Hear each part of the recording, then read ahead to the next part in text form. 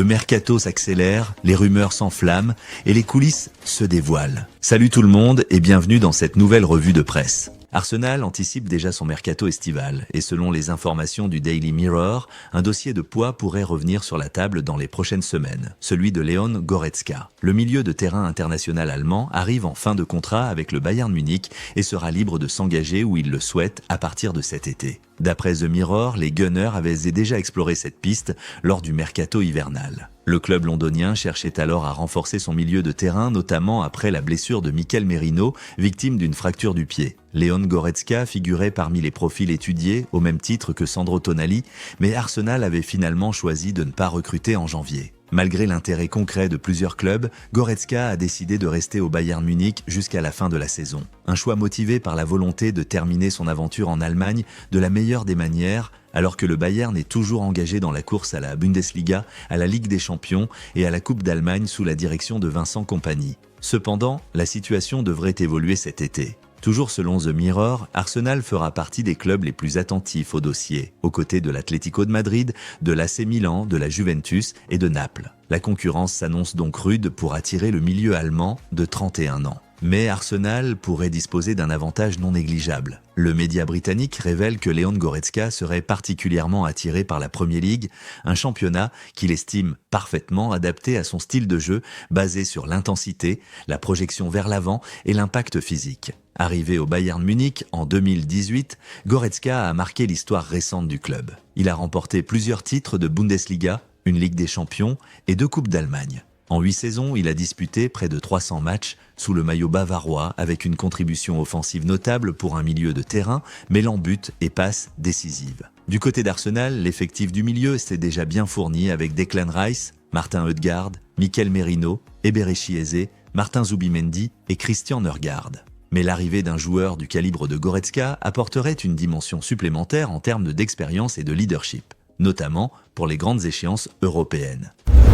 Franco Mastantuono commence progressivement à retrouver le rythme de la compétition après avoir surmonté une blessure à l'aine qu'il avait éloigné des terrains depuis le mois de novembre. Âgé de seulement 18 ans, le milieu offensif argentin avait été contraint de manquer 4 rencontres, réparties entre la Liga et la Ligue des Champions. Bien qu'il ait ensuite réintégré le groupe, son temps de jeu était resté limité, faute d'occasion réelle pour se relancer. L'arrivée d'Alvaro Arbeloa sur le banc du Real Madrid semble toutefois marquer un nouveau départ pour le jeune joueur. Sans encore disputer une rencontre dans son intégralité, Mastantuono a retrouvé une place de titulaire et commence à laisser entrevoir l'étendue de son potentiel. Travailleur, engagé et volontaire, il profite d'un contexte favorable pour gagner en responsabilité, notamment en raison des absences de cadres offensifs comme Vinicius, Jude Bellingham ou Rodrigo. Une opportunité qu'il tentera d'exploiter à Valence, un stade symbolique pour lui, puisqu'il y avait inscrit son premier but en Liga. Sur le plan des performances récentes, l'Argentin reste sur des apparitions contrastées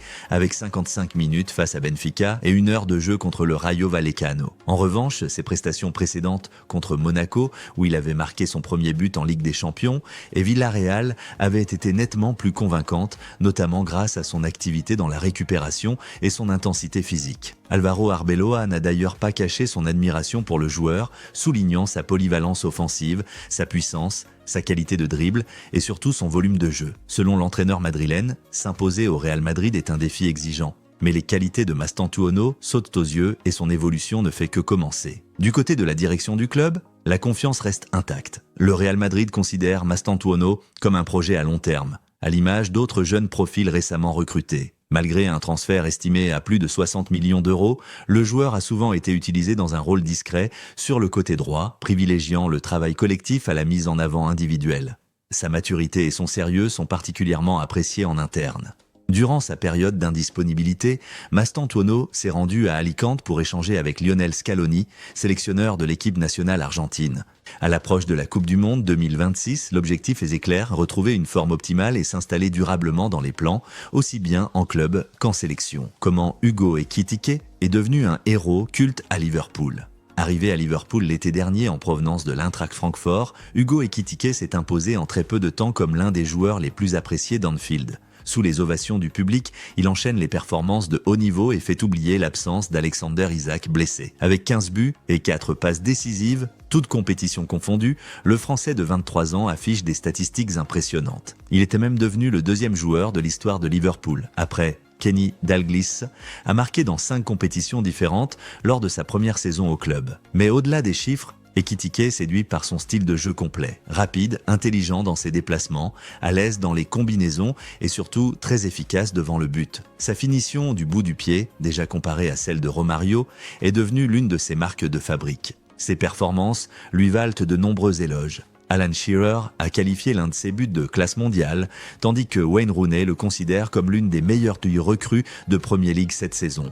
Très apprécié aussi en dehors du terrain, Ekitike s'est rapidement intégré à la vie à Liverpool. Son attitude positive, son sens de l'humour et sa proximité avec les supporters en ont fait un favori du public. L'entraîneur Arne Slot souligne également son progrès sans ballon et son implication défensive, un aspect essentiel dans le pressing collectif de l'équipe. Physiquement renforcé grâce à un programme spécifique, Ekitike forme désormais un duo prometteur avec Florian Wirtz.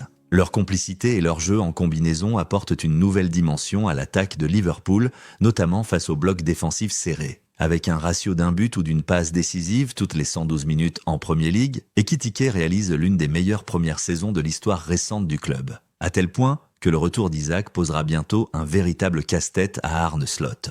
Ambitieux et déterminé, le natif de Reims semble clairement en route vers la grandeur. Et Anfield l'a déjà adopté.